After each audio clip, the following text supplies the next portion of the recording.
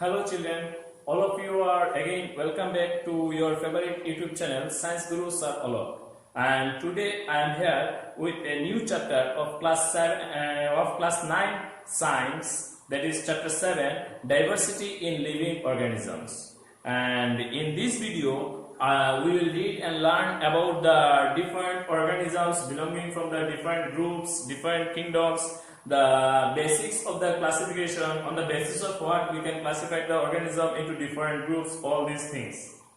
So first of all, we have to understand what is classification or why it is important, why this classification of the organism is essential to understand the different organisms, and on the basis of what we can classify the organisms.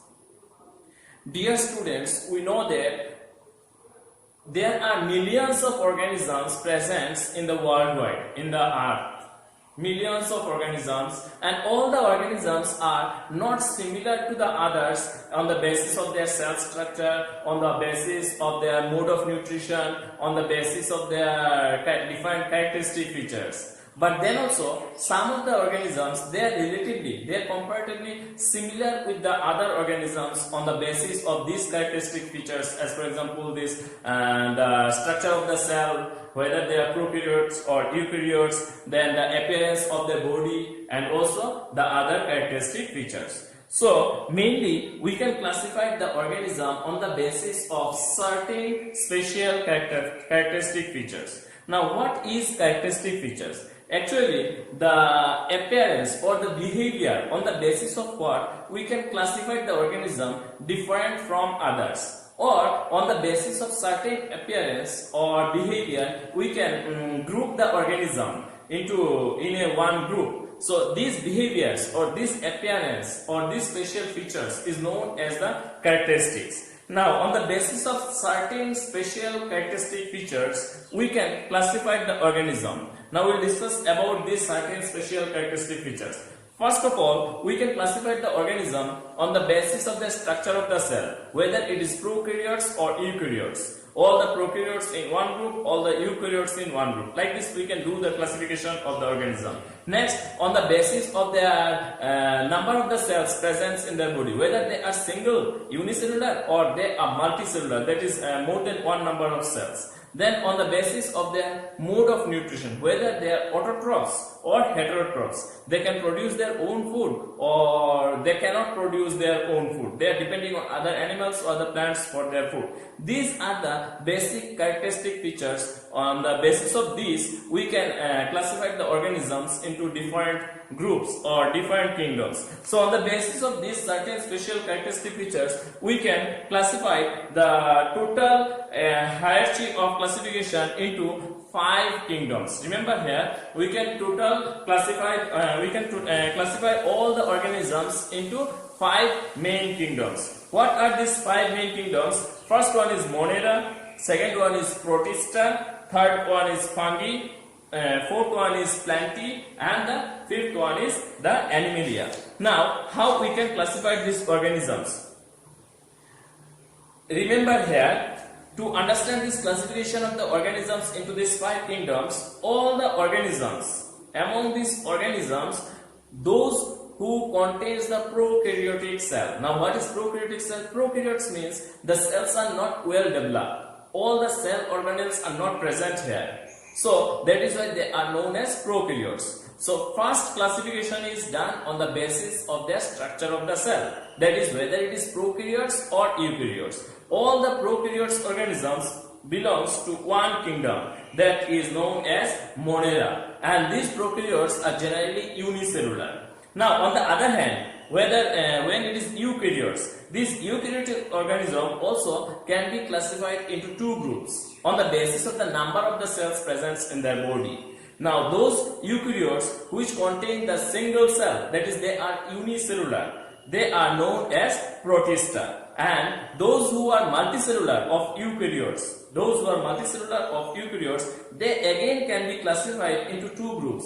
These are on the basis of their cell wall. The organism which don't have the cell wall, that is the without cell wall, they are belonging from one kingdom, that is known as the Animalia. And those who have the cell wall, they possess the cell wall in their cell. They can be classified again into two sub kingdom, that is on the basis of their performance of photosynthesis. Some of the organisms they can perform the photosynthesis. They are known as plantae, and some of the organisms they cannot. They are unable to perform the process of photosynthesis. These are known as fungi. So this is the classification of all the organisms into 5 kingdoms. Again, I am repeating this one. First, classification is done on the basis of the structure of the cell. All the organisms, those which are prokaryotes, they belonging from one kingdom. These are known as these are known as Monera. And those who are eukaryotes, again they are divided into two kingdom. On the basis of the number of the cells present in the body. Those who are unicellular, that is single cell, they are known as Protista, and those who are multicellular, again they are classified into two groups, two kingdoms.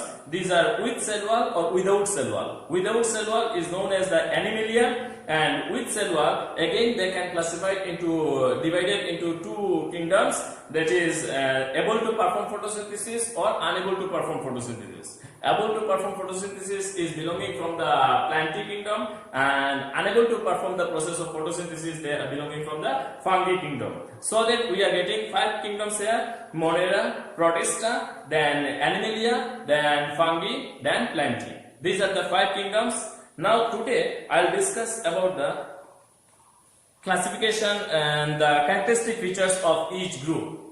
First one is Monera. Monera, these organisms, they do not have a defined nucleus or cell organelles.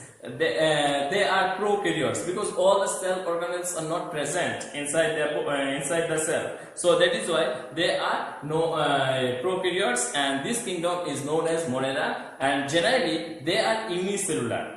That means single cell presence in their body.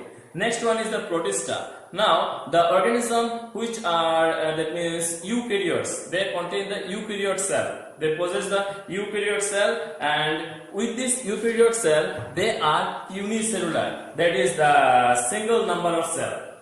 So these are known as Protista. Then come to the Monera, Protista, then come to the Animalia group. Now when we discuss about the Animalia group, these include all the organisms which are multicellular eukaryotes but without cell walls.